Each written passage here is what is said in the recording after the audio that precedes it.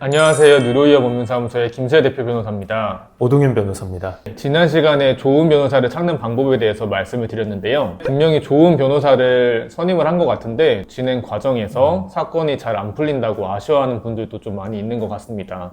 그 이유는 바로 변호사를 제대로 활용하는 방법을 모르기 때문인데요. 그래서 오늘은 변호사를 200% 활용할 수 있는 방법, 변호사 수임료를 본전에 뽑는 방법에 대해서 자세하게 한번 말씀을 드리려고 합니다. 분명히 잘 선임을 한 것 같은데 의뢰인분들이 이렇게 아쉬움을 느끼는 이유가 뭘까요? 아마도 많은 의뢰인분들께서는 살면서 변호사를 만나는 일이 많지는 않을 거예요. 그래서 아마 변호사를 선임을 했어도 변호사님이 좀 어렵게 느껴진다거나 이런 거를 말해도 될까? 수동적인 태도를 가지고 있기 때문이 아닌가 싶습니다. 그러면 의뢰인 입장에서 변호사를 제대로 활용하려면 어떻게 해야 될까요? 첫 번째는 변호사에게 사건 내용을 정확하게 전달하는 것입니다. 수임 초기에 변호사한테 사실관계를 잘 전달하는 게 진짜 중요한데요. 가끔은 의뢰인분들이 콩떡같이 말해도 찰떡같이 알아듣기를 원하시는 분들이 있어요. 근데 콩떡같이 말하면 콩떡같이 알아들을 수밖에 없습니다. 그래서 저희 같은 경우는 처음에 수임을 하고 나서 사실관계 확인서라는 양식을 메일로 저희가 안내 문구와 함께 같이 보내드려요. 의뢰인분들이 자기 사건에 대해서 기억을 상기하면서 사건 내용을 한번 시간 순서대로 써볼 수 있게 그런 이제 기회를 드리는데요. 이게 왜 중요하냐면 이제 의뢰인분들도 자기가 써보면서 이 사건 내용에 대해서 더 기억을 하고 이제 정리를 할 수가 있고, 말로 할 때는 이제 미처 누락되거나 혼동이 오거나 이제 이런 부분들이 있을 수 있는데 글로 정확하게 변호사한테 전달이 되는 거예요. 중간중간 불명확한 부분이나 미비한 부분들은 통화나 아니면 대면 미팅을 통해서 보충을 하면 되죠. 이런 식으로 초기에 사건 내용을 정확하게 되도록이면 글로 변호사한테 전달해 주시는 게 좋다, 중요하다 이렇게 말씀드리고 싶고요.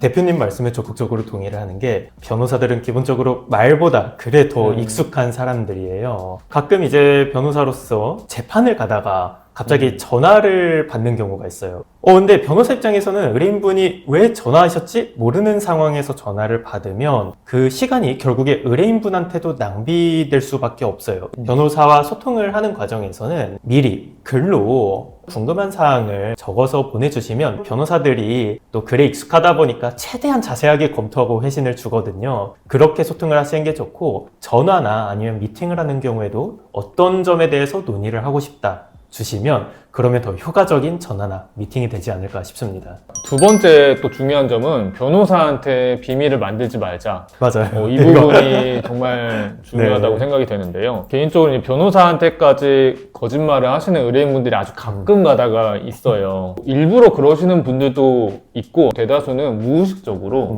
자기한테 유리한 부분들만 변호사한테 전달을 하다 보니까 불리한 사정들은 빠뜨리고 말씀하시는 분들이 있거든요. 이해는 돼요. 그쵸. 당연히 이제 저도 그럴 수도 있겠다 이해는 되는데, 사건의 전반적으로 유리한 내용뿐만 아니라 이제 불리한 내용도 있는데 이 전반을 모르게 되면은 저희가 방어 전략을 짜는데 굉장히 이제 곤란해집니다. 특히나 이제 제일 최악의 경우는 경찰 조사 갔을 때 의뢰인분이 말씀하지 않으신 뭔가 새로운 사정이 발견됐다.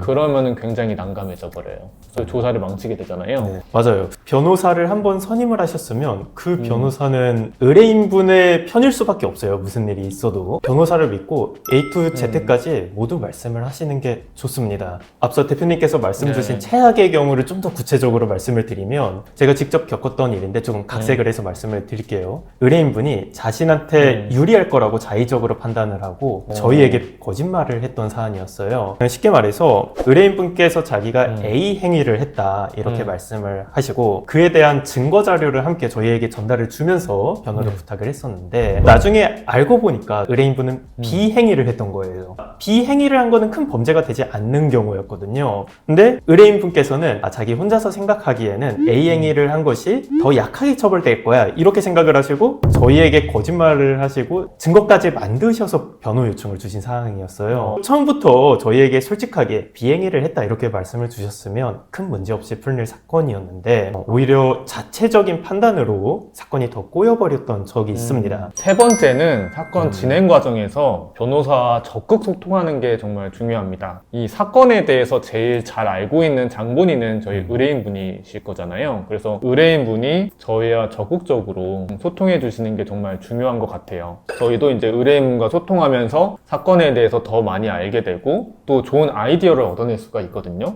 일례로 저희가 법률 서면을 작성해서 초안을 고객분들한테 저희는 다 보내드리고 컨펌을 받고 제출을 하게 되는데 그 과정에서 고객분들이 주시는 의견들, 수정사항이나 이런 거를 최대한 반영해가지고 제출을 저희는 하곤 해요. 그랬을 때 더 좋은 또 결과물이 나오고 그게 또 사건의 좋은 결과로 이어질 수가 있다고 생각을 합니다. 의뢰인분들께서 변호사와 소통을 잘 안 하시는 분들이 계신데 왜 그럴까 생각을 해보니까 제 생각에 변호사들이 기본적으로 시니컬한 경우가 많아요. 대표님도 T이시죠? 네. 변호사들은 F보다 T가 많을 수밖에 없습니다. 직업 특성상 그래요. 그래서 몇몇 의뢰인분들께서는 이런 변호사들에게 뭔가 적극적으로 물어보거나 소통하는 것 자체를 어려워하시는 경우가 많아요. 근데 선임하신 변호사님의 반응이 조금 시니컬을 하시더라도 그건 이제 그 변호사님의 개인적인 성격일 뿐이에요. 의뢰인분을 싫어하는 건 아닙니다, 전혀. 그래서 법률 사무를 위임한 만큼 적극적으로 소통하고 물어볼 것 물어보고 이러면 오히려 사건도 잘 풀리고 변호사님도 더 좋아질 겁니다. 맞아요. 가끔가다 이제 저희가 이제 전문적인 업무를 하는 거다 보니까 말투가 좀 딱딱하게 나올 수 있는데 그런 거에 구애받지 말고 의견 나누실 거, 소통하실 거는 적극적으로 해주시는 게 좋다. 그렇게 좀 말씀드리고 싶습니다. 궁금한데 어떻게 일을 잘하고 있는지 확인할 수 있을까요? 변호사가 잘하고 있는지 감시할 수 있는 방법?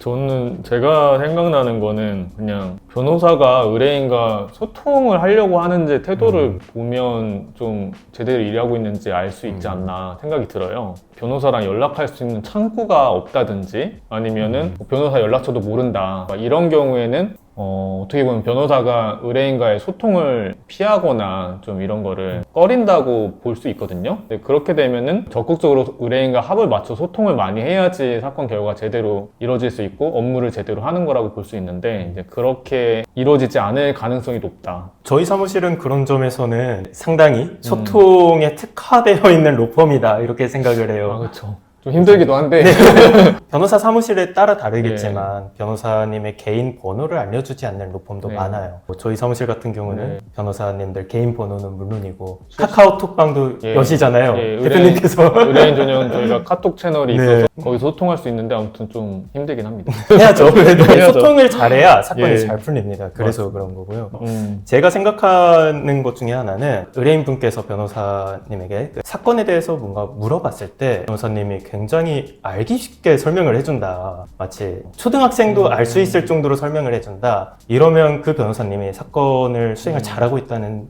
근거라고 봅니다. 어려운 법률 용어를 포함한 법률 사건들은 쉽게 설명하기가 쉽진 않거든요. 근데 만약에 여러분이 선임한 변호사님이 사건을 정말 쉽게 설명을 하신다면 그 사건을 완전히 이해하고 장악하고 있다는 거예요. 오히려 뭐 변호사님께서 일부러 어려운 용어를 섞어가면서 알기 어렵게 설명을 하신다면 사건 파악을 못하고 계신 가능성도 있습니다. 맞아요. 진짜 잘 알면은 정말 쉽게 친절하게 설명할 수 있는 것 같아요. 네. 오늘은 변호사를 200% 활용할 수 있는 방법에 대해서 말씀을 드렸는데요. 비싼 선임료를 내고도 변호사랑 손발이 맞지 않아서 중간에 변호사를 바꾸거나 얼굴 붉히는 일이 생기는 경우들도 있는 것 같습니다. 오늘 이 영상 꼭 참고하셔서 좋은 변호사님 선임하고 사건 잘 진행해서 좋은 결과 있으시기를 바라겠습니다. 그럼 저희는 다음에 또 더 유익한 영상으로 찾아뵙도록 하겠습니다. 감사합니다.